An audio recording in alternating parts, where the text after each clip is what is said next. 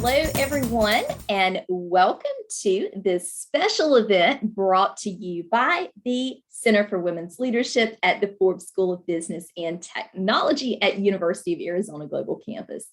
Today, we have an esteemed panel that is going to focus on managing the current hot topics in human resources.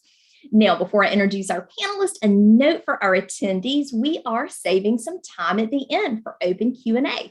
So if you have any questions for our panelists, just place those into the chat area. I'm going to be collecting those throughout the event, and during the open Q&A, we'll get to as many of those as possible. Now, let's welcome our guest. First up, we have April Love. She is a Senior Director of Diversity, Equity, and Inclusion Business Strategy. April's an attorney by trade and practiced employment law for more than 14 years before transitioning into the diversity, equity, and inclusion space, also known as DEI. She's admitted to practice in California and Texas and spent the first 11 years of her career at Littler Mendelson, the world's largest labor and employment law firm, representing employers in a variety of industries. She joined Cisco as employment counsel in August of 2018, advising the company's HR professionals on employment law issues arising under both federal and state law, including pre-employment screenings, performance management, leave and accommodation issues, wage and hour compliance, and non-compete issues.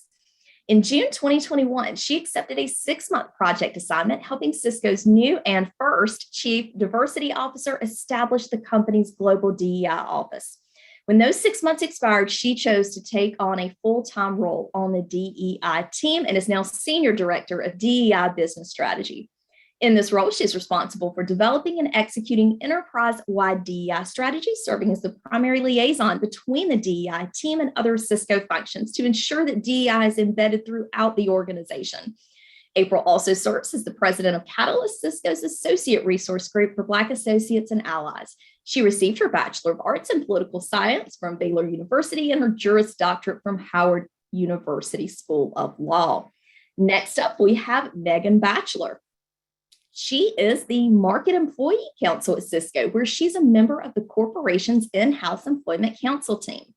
For more than 5 years, she's advised Cisco companies on everything from non-compete agreements to disability accommodations to pay practices.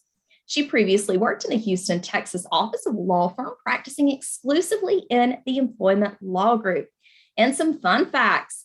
Her favorite law is the American with Disabilities Act, or the ADA. Her least favorite movie is Citizen Kane, and her hobby of choice is baking, which she says at over 7,000 feet at her home in the mountains of New Mexico has mixed results at best. Well, I can promise you, Megan, that you would have plenty of us here at the CWL who would be glad to serve as taste testers. We do not turn down baked goods. Last up, we have today's panel leader and moderator, our very own Monique Cook. She is the Vice President of Human Resources here at University of Arizona Global Campus. She brings more than 20 years of experience in human resources management. Prior to her current role as Vice President here at UAGC, she served as the East Market Vice President of Human Resources for Cisco Corporation. Prior to that, she worked as the Northeast Market Director of Human Resources for Graybar Electric Company and Benjamin Moore Paints. Monique holds a dual bachelor's degree from University of Virginia in Rhetoric and Communications and English Literature. She also has a master's degree in Human Resources Management from DeVries Keller Graduate School of Management, and she's currently studying for her master's in Business Administration. Well, she definitely has her plate full, and we are so excited to have her with us today. Now it is my pleasure to turn the floor over to Monique. Hi, Brandy. Thank you for such warm welcomes. As stated, my name is Monique Cook, and I am the Vice President of Human Resources here at UAGC. I am thrilled to have on the panel today two of my dear friends, Megan Batchelor and April Love. Full disclosure, as you may have caught in the bio intro, April, Megan, and I work intimately together while at Cisco.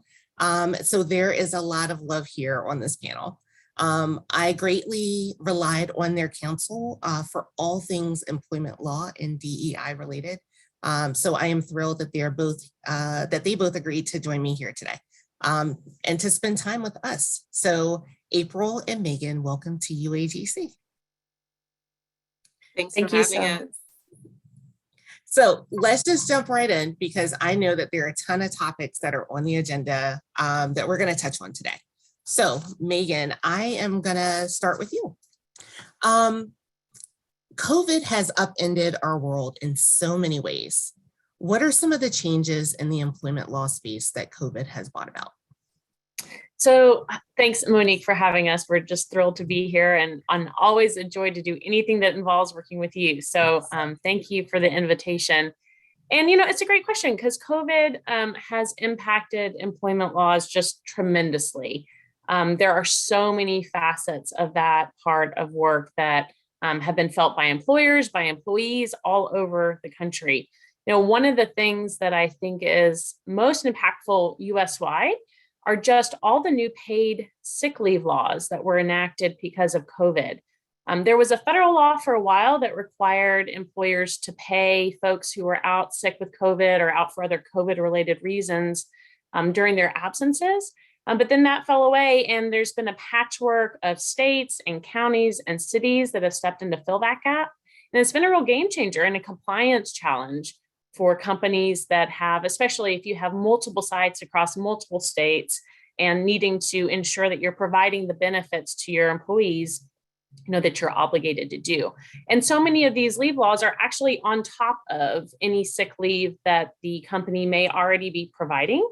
So it's really been a challenge to navigate that. One other development, I think, in the employment law space that's worth talking about falls into my favorite law, the Americans with Disabilities Act. It's that long COVID is starting to look like it's probably going to be considered a disability under the ADA.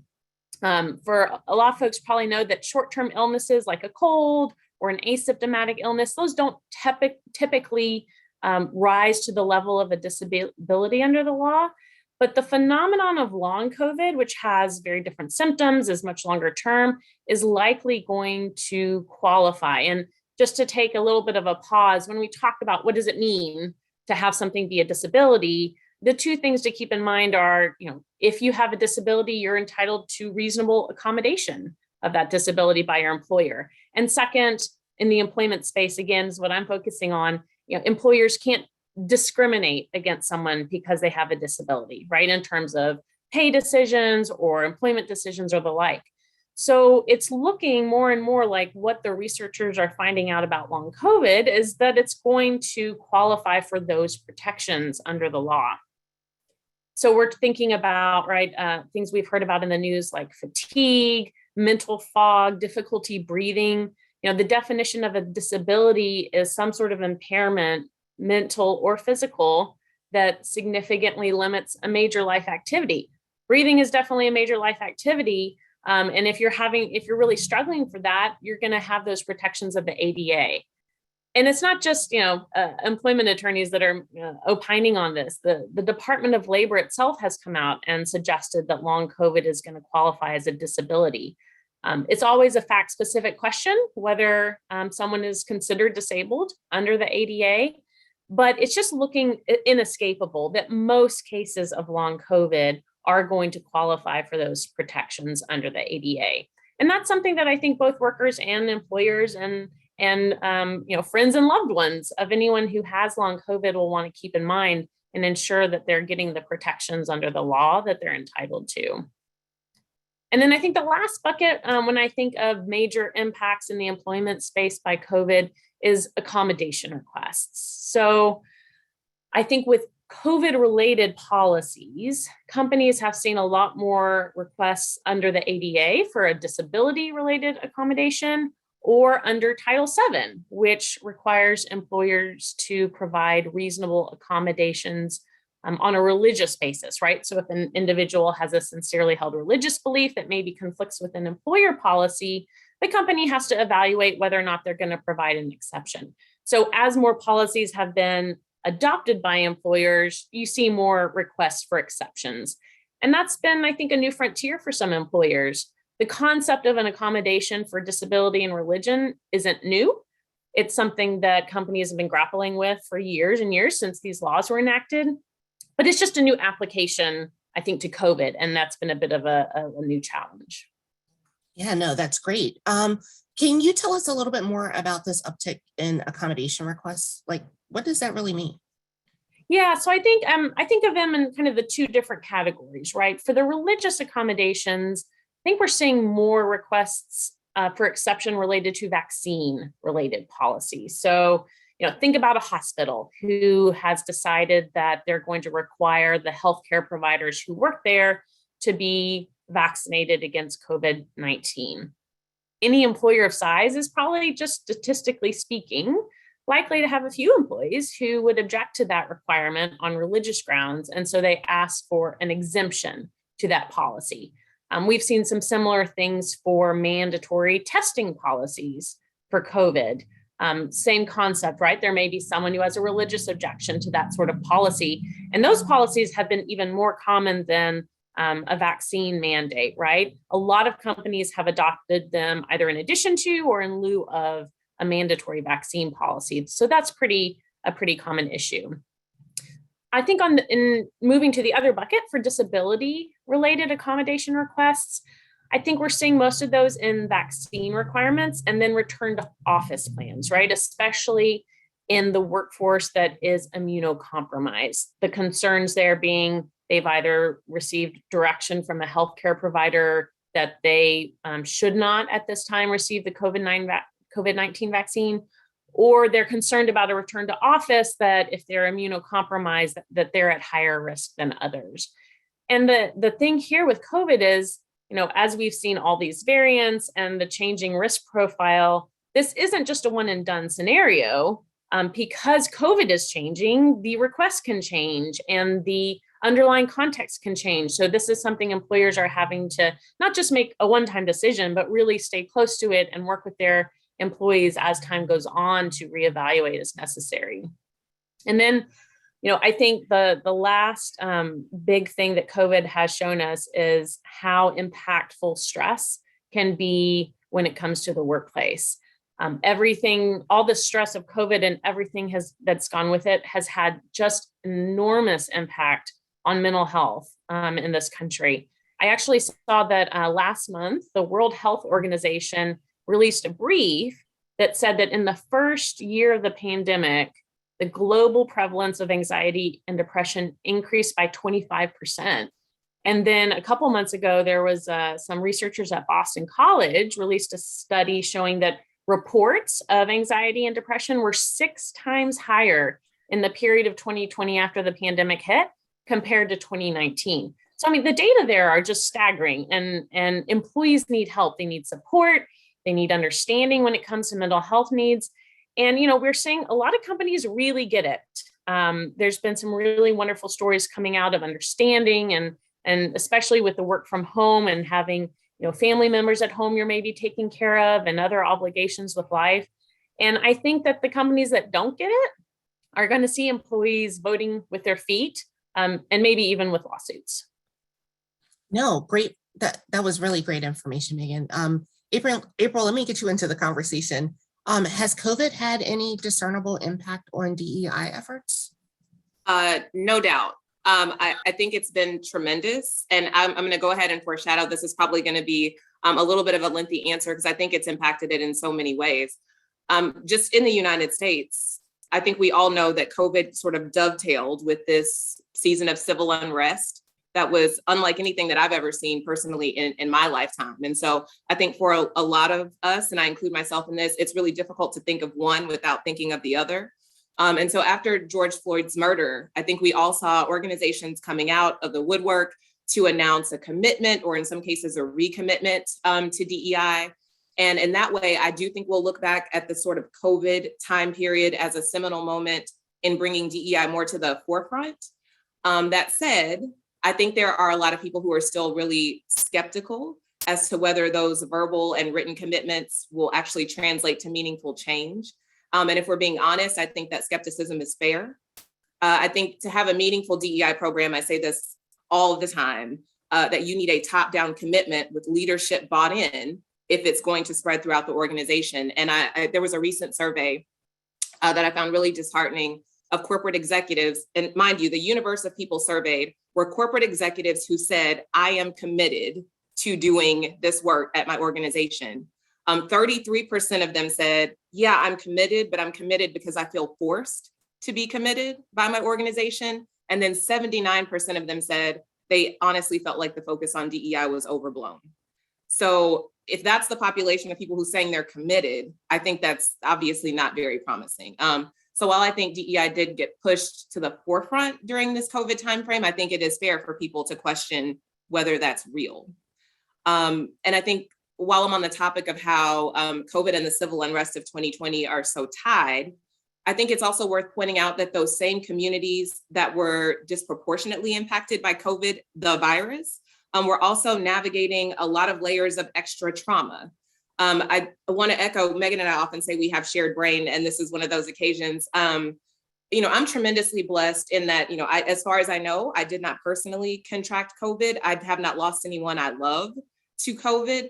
But I think a lot of us underestimate just the trauma that we lived through with all of the uncertainty and the fear and having to change and pivot on a dime in so many ways. It really took a toll on all of us, which I think is reflected in that uptick in depression and anxiety.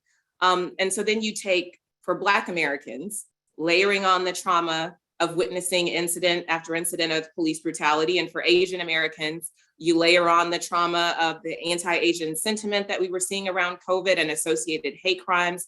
And then while you could normally kind of maybe unplug and distract yourself, COVID robbed us of our ability to do that. And then on top of that, you're going to say, I still need you to show up every day at work and be your very best self. And so I think it was difficult for a lot of people to have those warm, fuzzy feelings of belonging and inclusion, just because we bring all of that stuff with us into the workplace every day. So, you know, I will say, well, I think we've made some progress. I can see how it maybe made things more difficult on an individual level. And then I do want to add, I think that COVID also impacted DEI because I think it exacerbated some inequities that were already existing. So just a couple of examples, COVID layoffs disproportionately impacted both women and people of color. I think we saw women who are much more likely to be caregivers and responsible for childcare, trying to juggle their work duties while caring for children who were suddenly at home rather than being in school or in daycares. And that led to, you know, women in large numbers resigning their employment, which, if we're being honest, I think could have been mitigated to some degree if companies had made good on their promises towards inclusion and been more intentional about supporting those employees. And then finally, I think of the Black and Hispanic workers who are overrepresented in those essential or frontline jobs where remote or hybrid work simply is not a viable option. And so I think COVID, in a lot of cases, deepened the divide between frontline and office workers in terms of perceived inequity.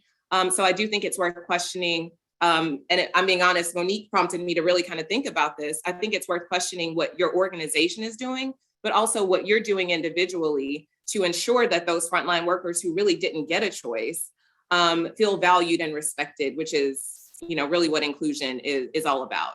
And then I promise this is my last thing. I know a lot of this answer has been really doom and gloom, but on the positive side of things, I would say that I think COVID highlighted some dimensions of diversity that we don't normally think about.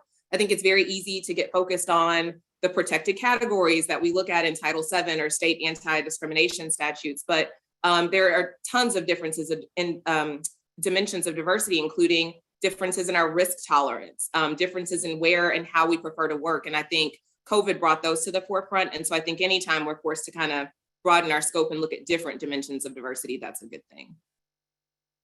Yeah, and to the two of you, don't ever think that we can't dive deep on any of these. I love the full answers that you're given. So so keep it coming.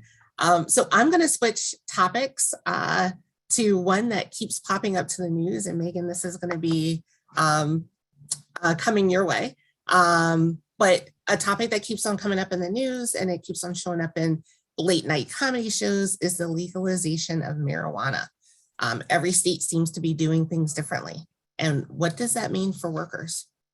Yeah, so thank you, Monique, for the question, because this is one of my favorite developing areas of the law, because it just shows how quickly state and local governments can move when public opinion changes, right? There's been this historical a way of describing the states as the laboratories when it comes to coming up with laws. And I think this is a great poster child for that traditional characterization.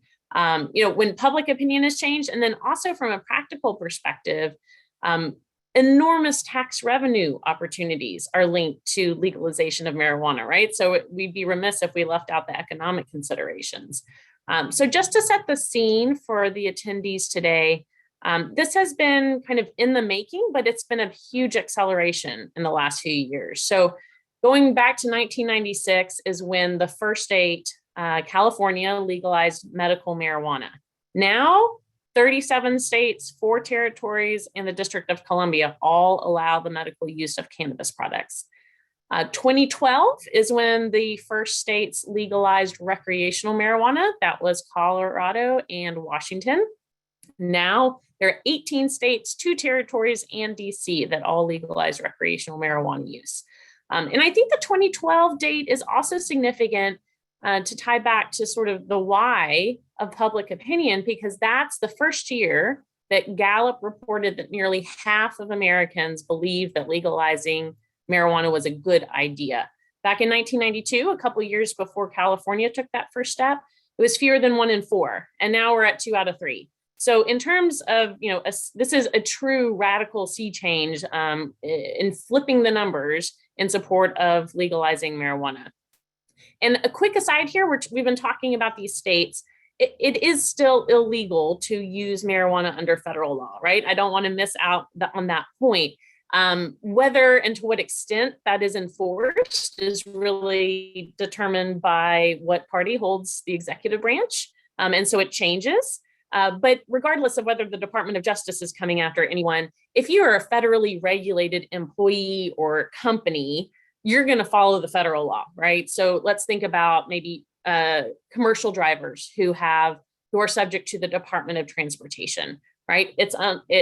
Those are going to control regardless of what state that you may be working in says about marijuana. So just a quick call out there.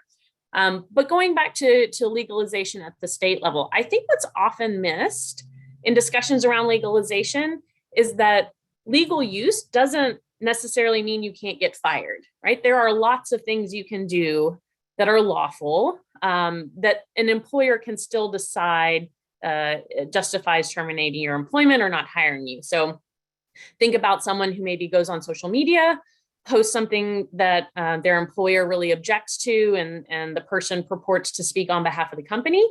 They're not going to get arrested for that, but they could certainly expect to get walked out the door for it. And the same is true for marijuana. Just because you may not be arrested in your state for using marijuana products doesn't mean that your employer can't set their own standards. And that's been the law of the land really across the boards for many years after states started legalizing marijuana. But now states are starting to recognize that disconnect. They've legalized marijuana, but the workers who maybe want to use marijuana don't have the employment protections that would align with that legalization. So some states are kind of taking it one step further. They're specifically putting in their laws that legal off-duty use of marijuana is protected now under the law. It's not just decriminalization, it's protecting that off-duty conduct. And I think this is a really good example of legislatures putting teeth into their laws to protect workers. And we just don't see that in a lot of different areas when it comes to employment protections. And I think the best example of this is probably New York State. The law in New York State has said affirmatively that in the employment context, unless you can prove that a worker was actually impaired at work, you cannot fire them for marijuana usage. So positive drug test, positive pre-employment test, a self-reporting that, used marijuana yesterday, but don't worry, boss, I'm fine. It doesn't matter, right? In New York, they have really taken that next step and represent, I think, a huge shift in approach from just, a couple decades ago. Wow, Megan. Okay, so think about it. Well, on the flip side, what about the companies here? It can't be good for anybody to work while they're high. Yeah. And right, I don't think anyone's trying to advocate that. But I think that what's tough here is that the science is lagging. There's a lot of times that employment lawyers have to kind of shrug and say, yeah, law hasn't quite caught up with something. And in this case, it's the science piece of it. There is simply not a test right now that can measure impairment by marijuana. We can measure cannabis levels in the body through drug testing, but because the evidence sticks around in someone's body for weeks after using marijuana, it's just not an accurate measure of whether someone is under the influence. So employers can be in a really tough spot. They may be concerned about on-the-job impairment, and they may be able to test for marijuana, but there's not much they can do with that test and that information if they're in a state that says that's not enough. Now, of course, the other side of the coin, and the reason that the laws are structured this way is that we don't want workers, the states don't want their workers who are lawfully using marijuana off hours to be subject to an unfair termination for that positive test. But the scenarios that are more in the gray zone, it's hard to know sometimes what the right decision is if you can't actually measure impairment. And I've been talking a lot about the employment relationship, but drug testing is, for marijuana especially, is often at its fever pitch in the pre-employment phase. Tons of states are now saying you can't even test for marijuana at the pre-employment, so pre-offer especially. So that's another piece of the puzzle. Some companies, especially ones that operate in numerous states, have just decided to chuck out their marijuana pre-employment tests altogether. Amazon announced that shift in policy a few months ago. And the benefit to these companies that are doing that is they're just seeing a much larger pool of candidates. Oh, April, do you have anything to add to that? Yeah, I would echo Megan. I think from a DEI perspective, and honestly, even from a broader talent acquisition perspective, I think it's great, honestly, that more employers are choosing to forego pre-employment marijuana testing for exactly the reason that Megan just shared. It inherently expands your talent pool. And so the idea being that the wider net you cast, the better chance you give yourself at attracting top talent generally, but including diverse top talent. So I think that's a good thing. One thing that I would mention is that if you are doing away with pre-employment marijuana testing, I think it makes a lot of sense to also revisit your stance on marijuana related convictions when you're doing pre-employment criminal background checks. Again, wanting to be totally transparent, I think the absolute explosion of the marijuana industry is a little tough to swallow in communities of color because it's, the facts are the practice that has landed so many Black and brown men in jail for extended periods of time, we're talking years-long sentences, is now making record profits for people who don't look like them. And so I think from an employer perspective, it's worth looking at whatever adjudication rules you use in your criminal background checks and see if there's room to relax a little bit on those nonviolent drug-related offenses. At Cisco, that's something that our talent acquisition team was proactive about doing when they discovered that our focus on those kinds of offenses was disproportionately screening out Black and brown candidates. So I think that's something worth considering. No, that's great. Thank you. I appreciate both of you talking about marijuana as a topic. All right, so I am going to flip again and talk about something completely different. So UAGC is 100% remote, but a lot of our peers and employers in other industries are trying to catch up with us on how to support a remote workforce. Of course, some industries are more compatible with having a remote workforce than others. How should our UAGC students be thinking about their future prospects if they're interested in remote work? With Megan. Yeah, thank you. I have some thoughts on that. And I think you hit the nail on the head when you said it depends on the industry, right? As April talked about earlier, no one's suggesting that grocery store cashiers are able and have the privilege of working remotely. But then drilling down, I think even if you're in an industry that can support that sort of work, it depends on the company, it depends on the job, and often an individual leader's perspectives, right? Who does the role report to and what is their philosophy about remote work?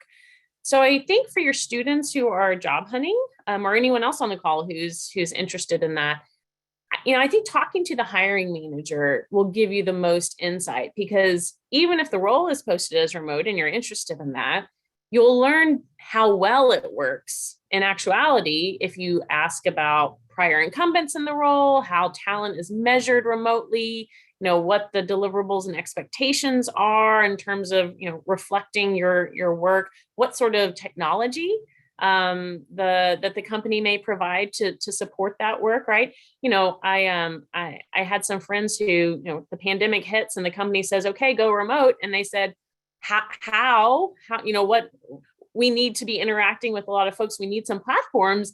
And the company shrugged, right? I mean, just leaving them high and dry. And that's not the sort of environment you want. So I think, asking those questions at the front end will give you a better insight into whether or not this remote role is really a good fit.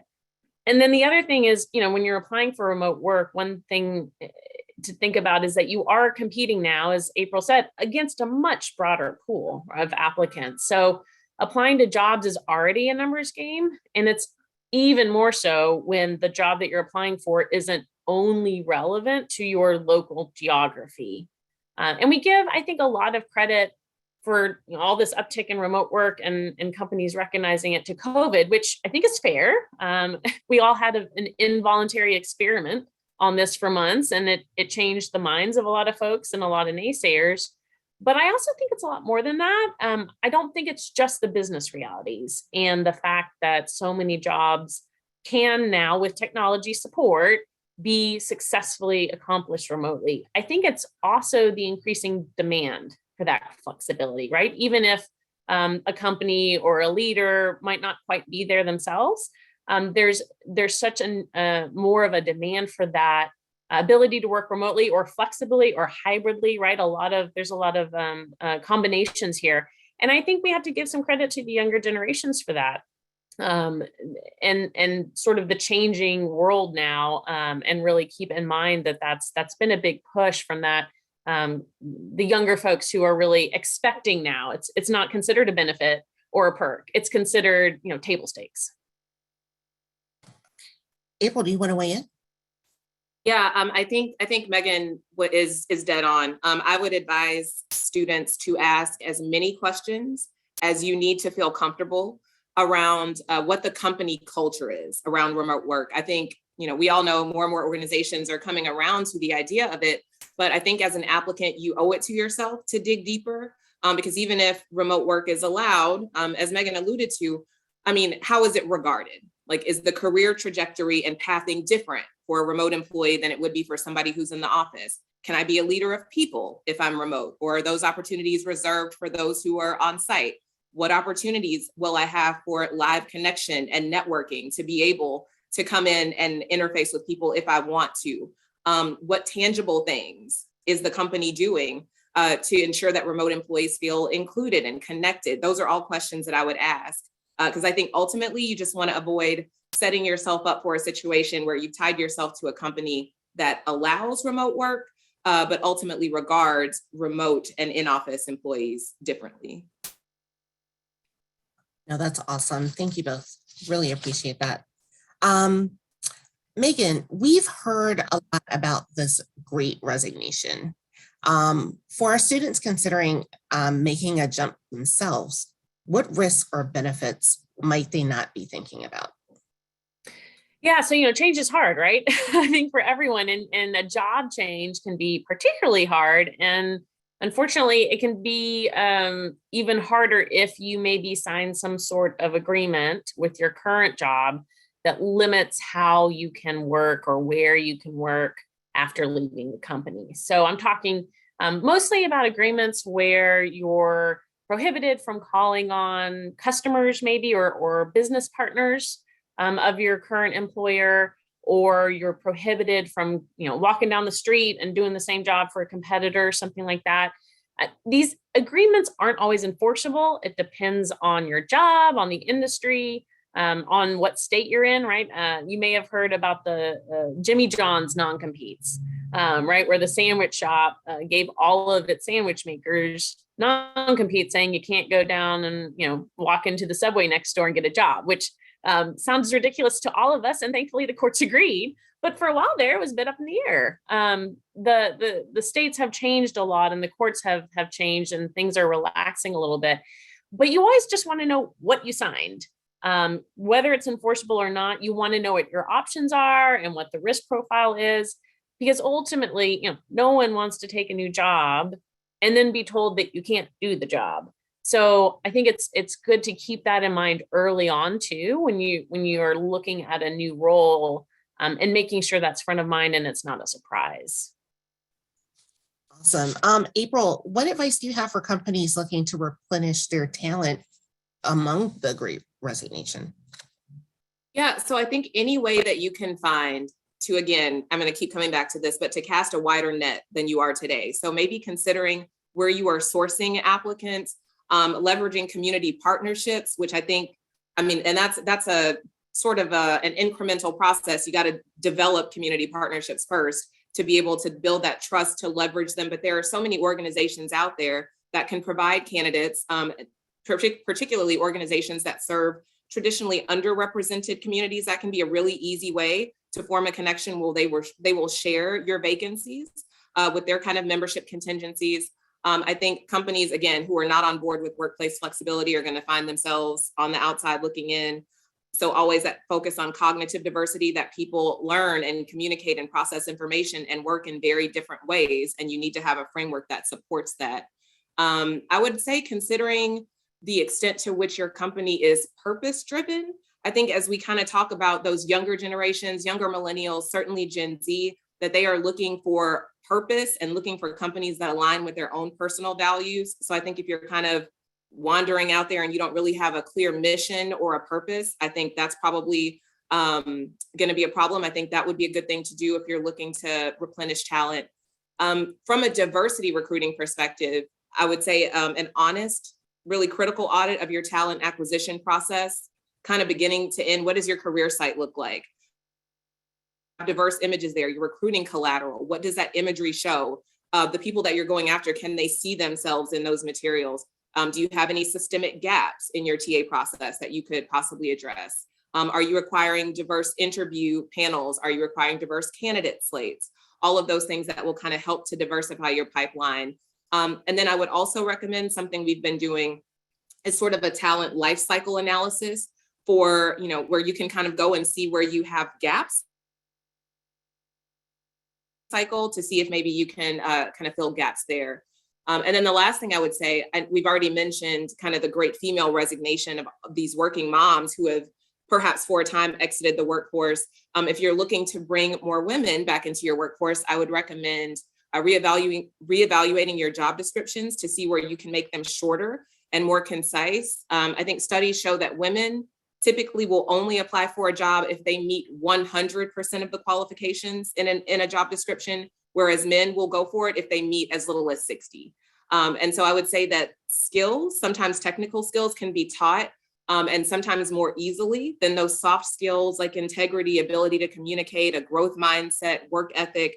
And so I think there's value in taking a look at your job descriptions and seeing if they maybe are too lengthy or include things that aren't absolute must-haves, because I think you're probably alienating a lot of women with those longer job descriptions without even realizing it. Yeah, no, great info. Thank you. So Megan, let's talk about this great reshuffle perspective and focus on hiring. What do you do? What about that?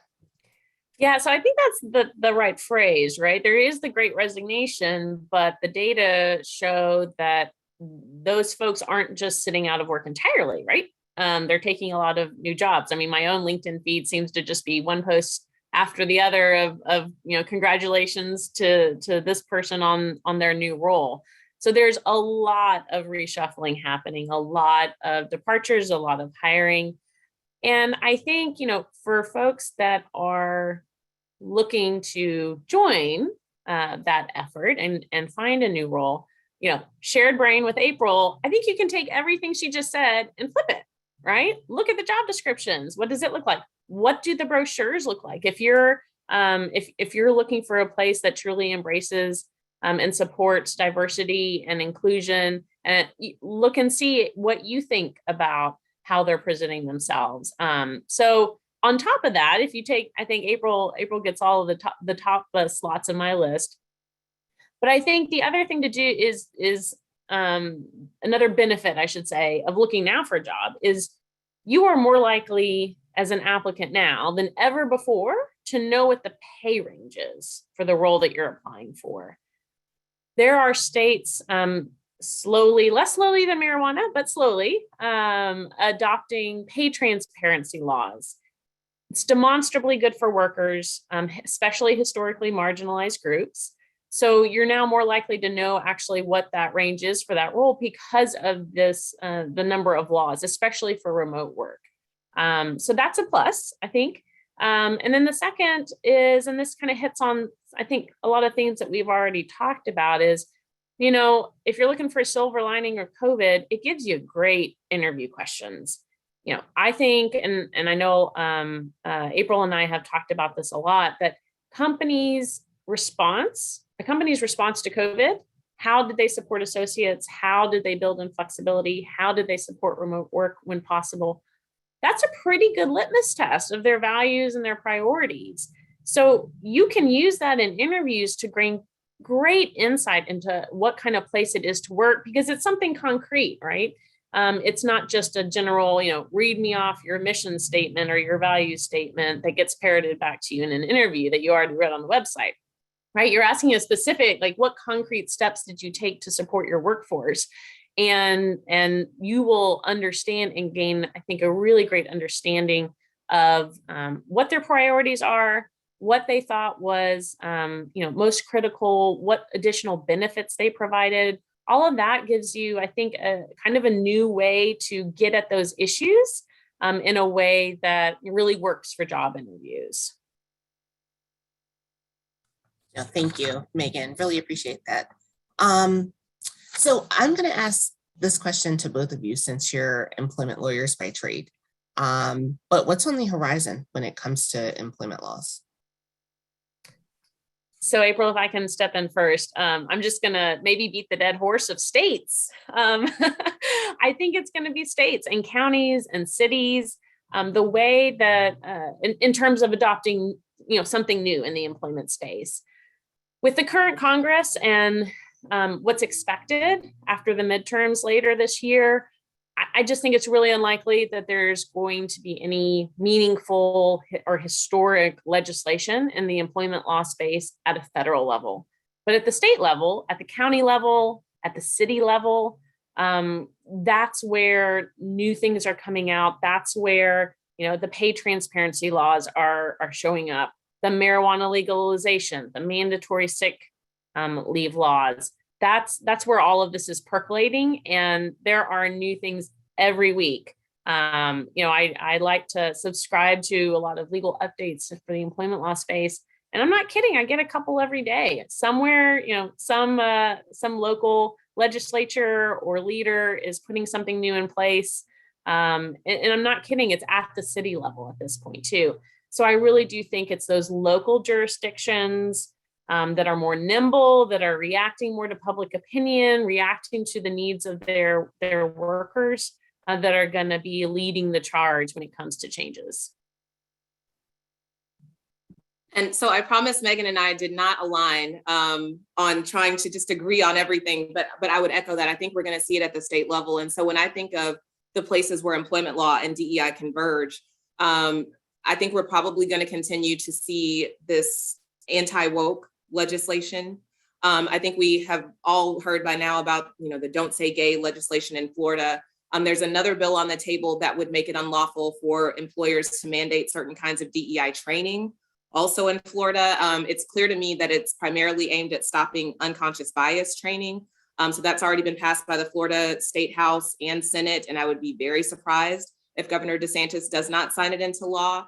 And so I fully expect to see other states following suit on that kind of legislation, which I think will obviously complicate things in the DEI space as we try to deliver education and awareness while also staying compliant with all of these state laws. And then I did want to mention, I think in terms of just kind of broader DEI trends, I think, I talked earlier about kind of the lacking commitment, but I do want to say, I think things are changing very rapidly around us. And I think companies who are not incorporating DEI into their broader business strategy are going to be left behind in a couple of ways. The first, I think, just changing demographics. We're becoming a more diverse country right now than we have at any other point in our history. I think immigration continues to and will continue to shape our workforce. I think the estimation is that by 2044, there will no longer be a discernible ethnic or racial majority in this country. And I think you have to be factoring all of that in when it comes to your branding, your marketing, your comms, your recruiting. And then companies, I think, who ignore what's happening around them are doing that at their own peril. And then the second place, I think, in terms of a trend, companies who ignore this work, I think, are going to be unable to keep up with changing expectations. I think after all of the civil unrest that we had in the summer of 2020, there's almost just an expectation that companies are going to be committed to diversity, equity, and inclusion. I heard recently that Goldman Sachs said that it will no longer take a company public if they don't have at least one diverse board member. And that seems like a small thing, but I think that's something that would not have been a thing maybe 3 years ago, right? And I think highly educated young professionals, I mentioned earlier, are increasingly only willing to go work for companies that align with their own personal values. And if we're talking about younger millennials, Gen Z, that means they're seeking out companies with a focus on issues like sustainability, philanthropy, DEI, or other means of social impact. And so organizations that don't account for that, I think they'll also find themselves on the outside looking in when it comes to attracting and retaining top talent. Yeah, April, I think that you are spot on. I definitely think that there's already been that move and that shift already, right? And companies are feeling it. And so we'll look to see what happens in the future. So Brandy, do we have any questions in the Q&A? I'm just trying to keep an eye on time.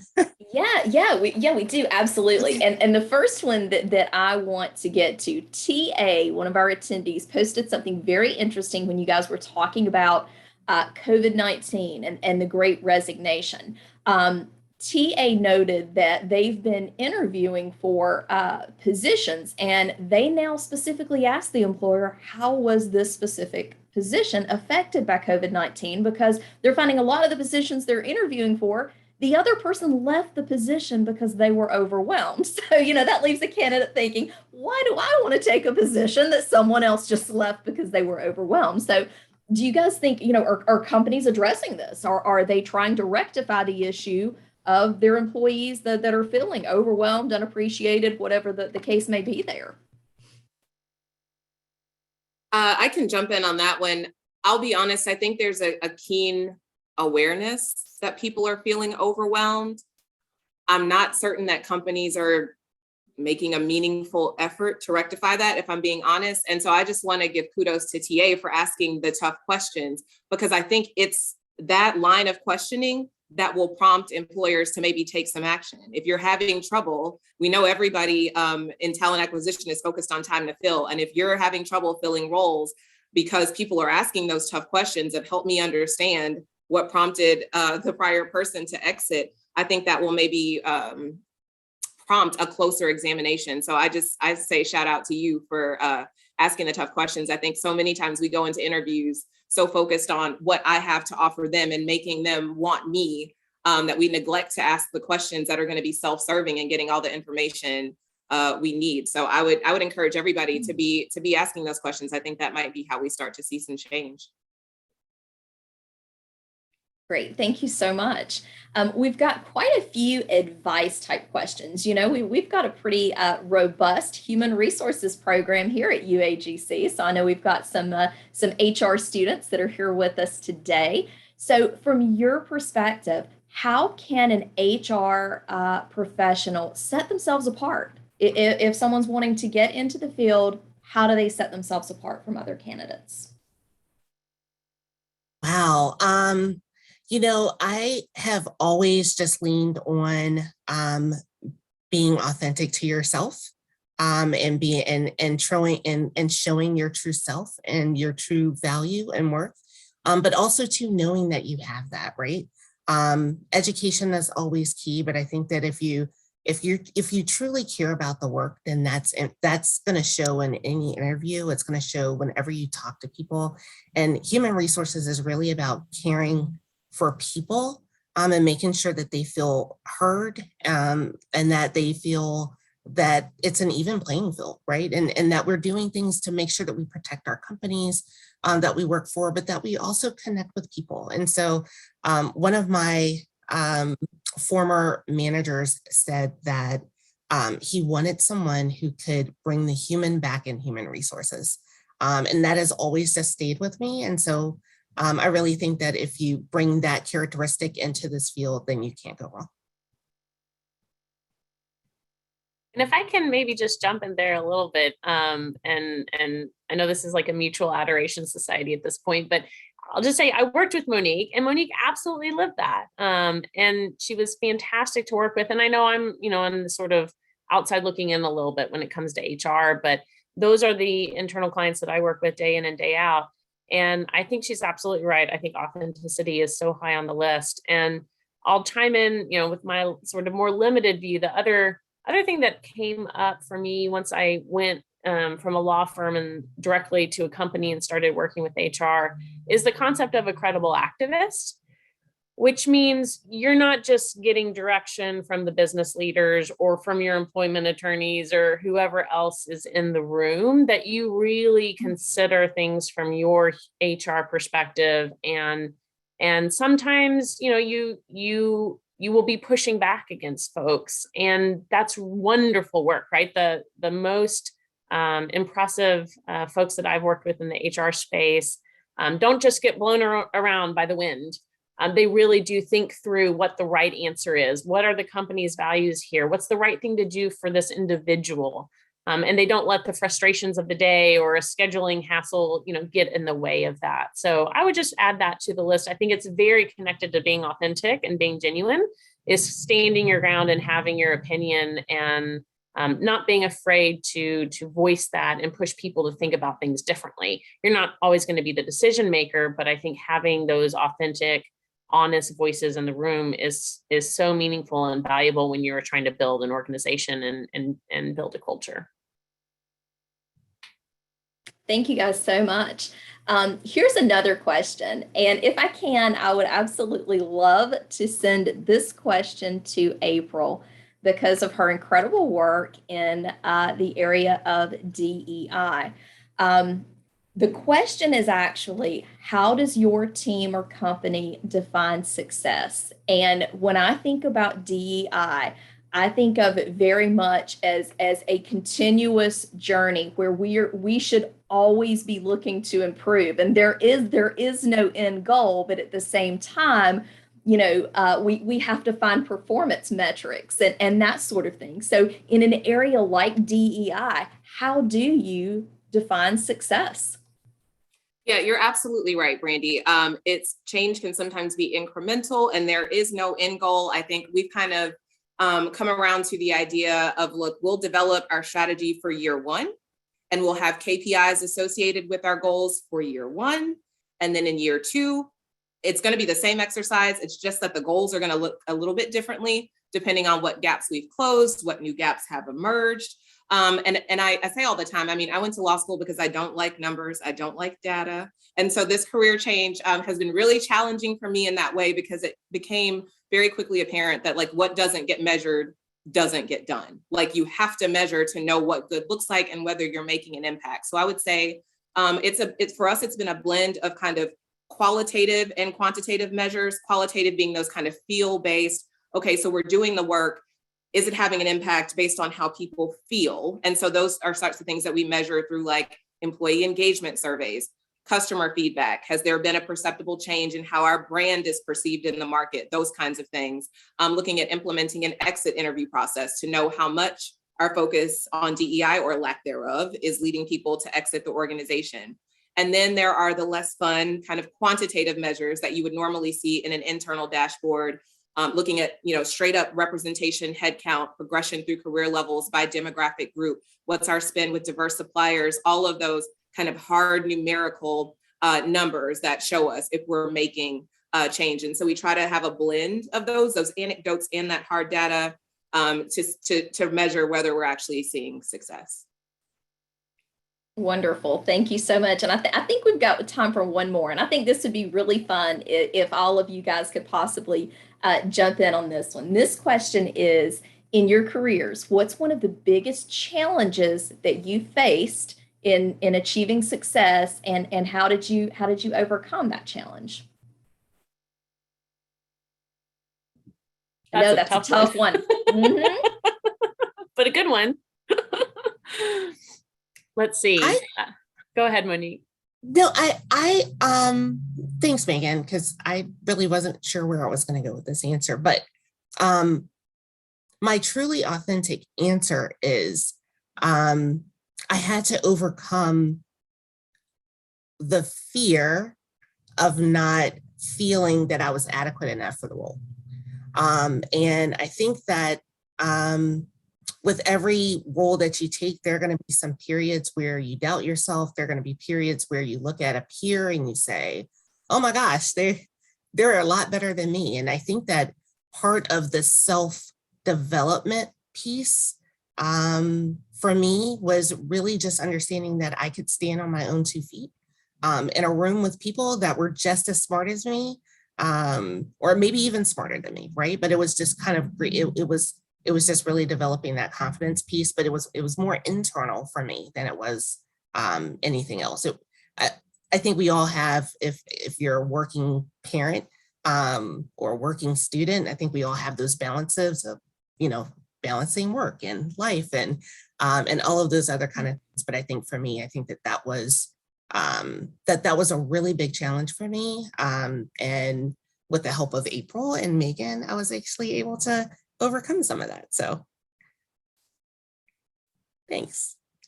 I think that's a great answer. And I think, so many people would check that box and say, I felt something similar. Maybe not all the time in one's career, but a lot of it.